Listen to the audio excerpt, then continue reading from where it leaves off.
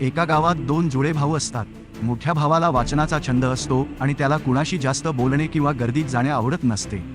तर छोटा भाऊ अत्यंत बोलका असतो. मोठा भाऊ सतत काहीतरी शिकण्यात व्यस्त असतो.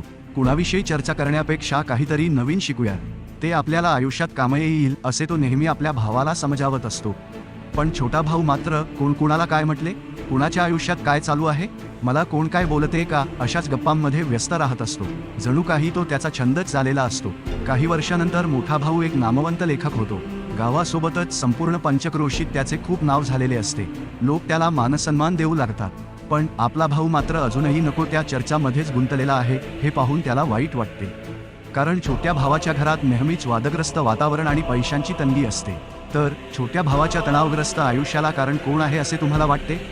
आपण रोजच्या आयुष्यात काय करत आहोत, आपल्या सवयी कशा आहेत, हे ठरवते की आपले भविष्य कसे असणार आहे. आपल्या घरात आणि आयुष्यात जे काही चालू आहे त्याला दुसरे कोणी नाही तर आपण स्वतःच कारणीभूत असतो.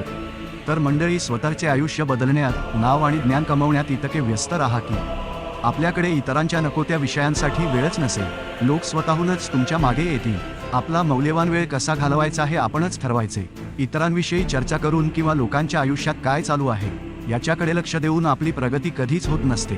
चला तर आपण स्वतःवर काम करूयात आणि नको त्या लोकांकडे आणि विषयांकडे दुर्लक्ष करूया.